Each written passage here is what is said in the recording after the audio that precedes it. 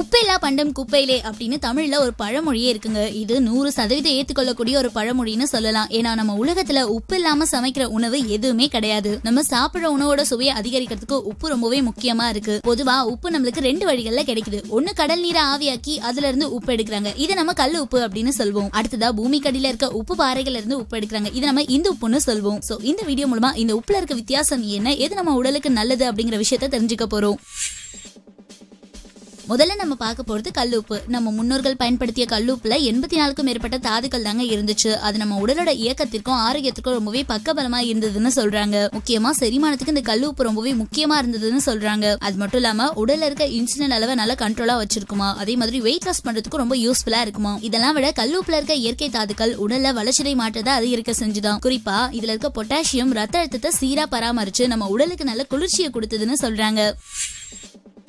Next நம்ம பார்க்க போறது தூள் உப்பு. சுத்திகரிக்கப்பட்ட தூள் உப்பு தாங்க நம்ம அதிக அளவுல பயன்படுத்திட்டு இருக்கோம். பல வருஷங்களுக்கு முன்னால நம்ம இந்திய மக்களுக்கு அயோடின் பற்றாக்குறையால தைராய்டு போன்ற பிரச்சனைகள்லாம் ஏற்பட்டுச்சு. அப்ப கொண்டு வரப்பட்டதான் இந்த அயோடைஸ் தூள் உப்பு. அதாவது இதை பெரும்பாலும் தொழிற்சாலைகள்ல தான் பயன்படுத்திட்டு இருக்காங்க. சொல்ல போனா சாதாரண கல்லுப்புல 84 வகையான ஊட்டச்சத்துக்கள் இருக்கு. அதுல 83 வகையான ஊட்டச்சத்துக்களை பாலிஷ் பண்ணி அதை நீக்கிட்டு மீதி இருக்க சோடியத்தோட அயோடினை கலந்து நம்மளுக்கு தூள் உப்பா விற்பனை செய்யறாங்க. இதை தான் நம்ம சமையலுக்கும் பயன்படுத்திட்டு இருக்கோம்.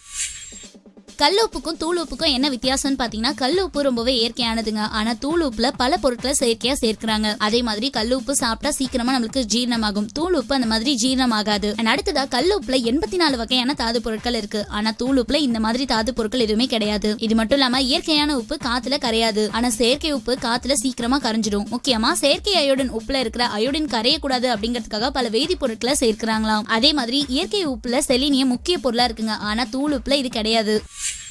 தூளுப்பை விட இந்த உப்பு கல்லுப்பு பயன்படுத்துறது தாங்க நல்லது. அதனால குழந்தைங்களுக்கு சின்ன வயசுல இருந்தே உப்பை ரொம்ப குறைவா சேர்த்துக்கிறதுக்கு பழகணும். அதே மாதிரி ஊறுகாய், அப்பளம் இந்த மாதிரி பதப்படுத்தப்பட்ட உணவுகளை தவிர்க்க பாருங்க. அப்போதான் இது மூலமா நம்ம அதிக அளவுல உப்பு எடுத்துக்கிறதையும் தவிர்க்க முடியும். சோ இயற்கையாவே நம்ம எடுத்துக்கிற உணவுகள்ல பாத்தீங்கன்னா 300 இருந்து 400 கிராம் அளவுக்கு உப்பு சத்து இருக்கு. இதையும் மீறி நம்ம உடலுக்கு சோடியம் தேவைன்னா தானியங்கள், பருப்பு வகைகள், காய்கறி, பால், இறைச்சி, கடல் உணவுகள் இதெல்லாம் நம்ம எடுத்துக்கலாம். இந்த உணவுகள்ல சோடியம் இருக்கிறதுனால அடிக்கடி எடுத்துக்கும் போது நம்ம உடலோட ஆரோக்கியத்தை பாதுகாக்க முடியும்.